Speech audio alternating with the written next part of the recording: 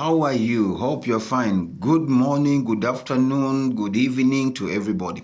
To those who are they have involved themselves into technical things, technical stuff like me.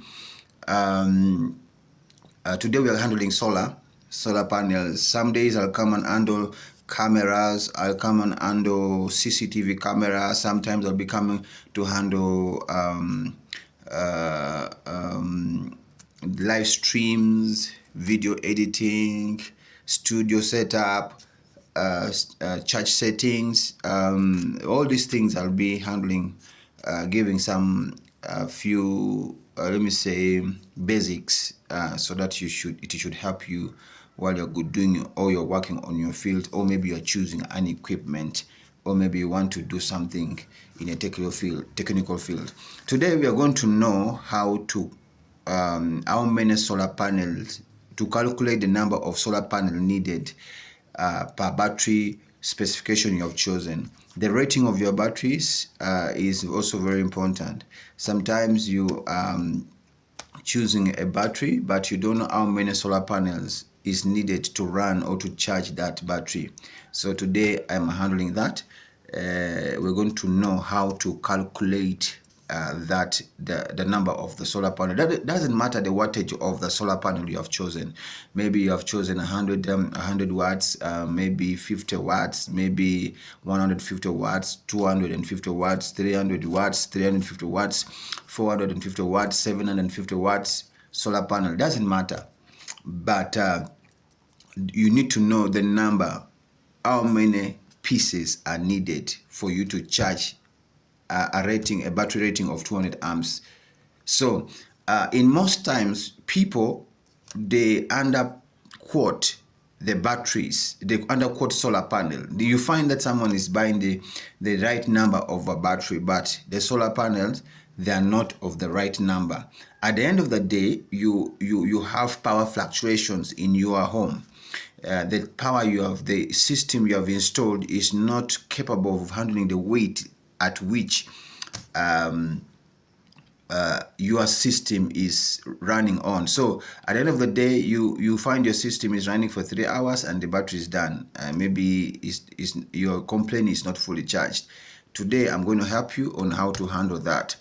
Now, today we are handling batteries and solar panel. I'm going to talk about how to choose which type of solar panel which is good, the best solar panel for now. I'm going to let you know which is the most important or the best solar panel for you to choose for your home that is going to last for long without any defect from the factory. Sometimes the defect can be there, but we have what you call the natural hazards that can also affect solar panels. So which solar panel can withstand the weather, the harsh storms, all of this I'm going to be telling you. But today we are learning how to know the numbers of solar panels that you need to install when you are installing a solar panel. So today, let's begin by that. So what we are going to do, you're going to get the numbers, the rating of your batteries. Some batteries 100 amps, some are 75 amps, some 150 amps, some are 200 amps. So what you're going to do is you're going to get the volts of that battery. Okay, the volt of the battery, you're going to multiply by the amps of the battery. The number you get, for example, you are having a battery of 12 volts and 200 amps. You're going to multiply 12 times 200, which will give you 2,400 amps. If you convert that one to kilowatt per hour, it's going to be 2.4 kilowatts per hour. That is the rating of that battery. So after calculating that, you are going to divide it by what they call the performance ratio of the solar panel. Remember, the solar panel cannot give you up to 100% of the charging of the battery. Okay, it's not going to give you 100% of the charging of the battery, because we have natural hazards, the natural hindrance that hinders the battery from fully getting charged. So what you're going to do, you're going to divide that number that you have gotten from multiplying the volts times the amps, you're going to divide it by 0.6, which is the performance ratio of the solar panel. You're going to divide it by 0.65. After dividing by 0.65, it's going to give you what they call the watts per hour. Okay, watts per hour. So after getting that watts per hour, after multiplying, you're going to divide it by the peak sum hour, the peak sum hour of the sun, because the peak sum hour of the sun, some places is 4 hours, some places is 5 hours. So you need also to calculate at what hour, for how long does your sun, okay, from what time does your sun rise, and at what time it sets. So you have to calculate the hours at which the sun is available. Then after calculating the hours, sometimes it's 4 hours, sometimes it's 5 hours, sometimes it's some places it's only 3 or 4 hours. So you get that number. If it is a 5 hours, you pick 5 hours. So for now, for Uganda's sake, we're going to pick 5 hours. So we believe that in between 5 hours we have a strong sunlight. So we're going to pick that 5 hours. We're going to divide it by the number we got from calculating the watts per hour, which divided by the performance ratio. That number we got, we are going to divide it by 5 hours. And remember, if you divide by 5 hours, you cross hours, which is down at the 5 hours, and you cross hours, which is there at the watts per hour. So what is going to remain is watts. So the number of the watts you're going to get, you are going to divide it by the watts of the solar panel you are getting. If you are getting a solar panel of 150, the number of the watts given to you, the total sum of the watts given to you after calculating watts per hour, after calculating the hours, you're going to divide it by the solar panel watts. So if you are picking a solar panel of 150, you're going to divide it by the watts you got there.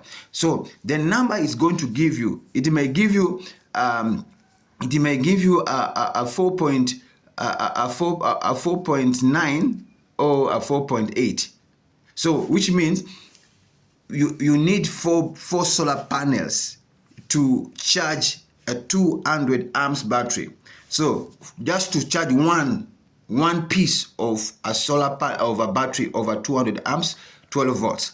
So that is when you are using a MTTP charge controller, which is a charge controller. If you're using a MTTP charge controller, you are going to use you're going to use 4 batteries. But if you're using you're going to use 4 solar panels. But if you're using a PWM charge controller, you're going to use 5 solar panels. So you find that at the end of the day, we have people who are buying solar panels, are buying batteries, are buying solar panels, but the batteries are not getting fully charged. So even as you're buying the solar panels, buying your charge controller, you need to also check on the charge controller. What is the maximum watts which can accommodate accommodate when installing solar panels? Because some charge controllers, they have a limited ratios of the watts which is supposed to pass through them. So if you are getting a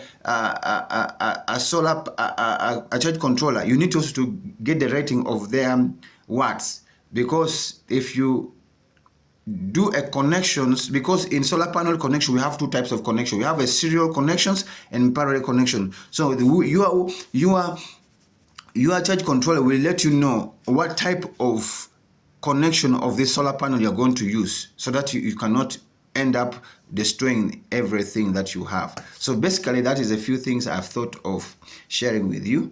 For more information, you can contact me on. You can reach us on that number through WhatsApp. We are there. That Airtel number. May God bless you as you continue getting more information from us. Thank you so much. God bless you.